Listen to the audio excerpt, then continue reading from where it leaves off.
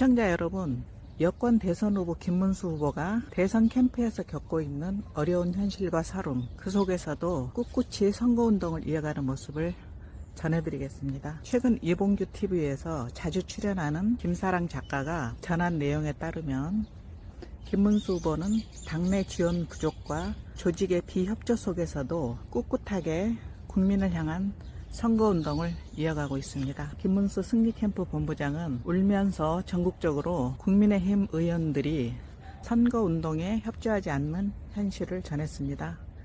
보수의 텃밭 대구 경북지역 선대본부 출범식에서 대구 의원들이 다 불참했고, 대구 경북지역과 울산에서는 김문수 후보 현수막이 거의 없다고 합니다. 현수막이 적은 것은 전국적인 현상이라고 합니다.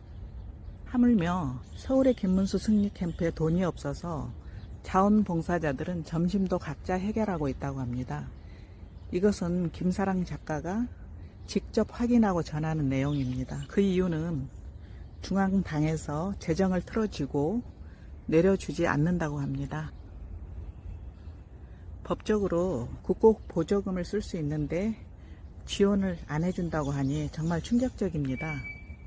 또 선거는 수많은 사람과 조직이 움직여야 하는데 국민의힘 중앙당사 앞에 경찰들이 지키고 출입을 금지시키며 막고 있다고 합니다.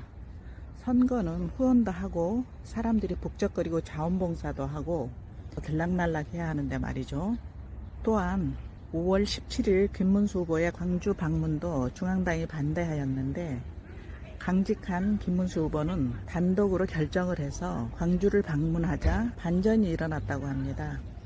5.18 단체에서는 김문수 후보를 못 오게 막으려 했는데 엄청난 광주 시민들이 자발적으로 나와서 김문수를 부르고 김문수를 외치고 김문수 대통령을 연호하는 바람에 5.18 단체에서는 반대할 엄두조차 못 냈다고 합니다. 워낙 많은 시민들이 들고 일어나니까요. 그리고 광주 환영 열기가 얼마나 뜨거웠던지 김문수 후보가 떠나고 나서도 1시간가량 지지자들이 흩어지지 않고 머물며 광주 시민들은 김문수를 외치며 연호했다고 합니다. 광주 시민들이 진정한 대통령감을 알아보는 안목이 있군요. 박수를 보냅니다. 또 광주를 떠나 전주에 갔을 때는 더 많은 인파가 몰려서 김문수를 따르며 연호하는 바람에 길을 걸을 수가 없을 정도였다고 합니다. 여러분, 단 한 군데 언론에서도 이런 보도를 하는 것을 보셨나요? 이 글을 써주신 부장은 울면서 김문수 후보는 당의 지원을 거의 받지 못하고 오직 국민만 상대로 선거운동하고 있어서 우리가 김문수를 살려냅시다. 선거 후 국민의힘을 심판합시다. 김문수는 이깁니다라고 글을 써서 김사랑 작가에게 알렸습니다. 국힘당 의원들은 TV나 이런 데 보이는 데에서는 응원하는 것처럼 보이는데 뒤에서는 이렇게 돌아가고 있다니 충격적입니다. 앞에서는 응원하는 척하고 당비 가동을 안 시키고 도와주지 않고 정말 큰일입니다. 국힘당은 우파 국민을 우습게 보는 것 같습니다. 이번 선거 지고 나면 국힘당 모두 다 패배의 책임을 져야 합니다. 나라가 사회주의 공산주의로 넘어가고 남미의 베네수엘라처럼 되기 일보 직전인데 이 사람들은 대선에는 관심이 없고 당권에만 관심이 있었네요. 나라가 넘어갈 판인데 당비나 당권이 중요합니까? 김문수 후보를 어쩔 수 없이 뽑아놓고 야밤에 후보 교체할 때부터 이상했는데 결국은 이런 수모와 서름을 주고 있네요. 자금과 조직을 총동원해서 총력전을 펼쳐도 될까 말까 한데 무슨 일인지 모르겠습니다. 여러분, 김문수 승리캠프 본부장이 가짜로 이런 제보를 했을까요? 국고보조금과 후원금은 다 어디다 쓰는 겁니까?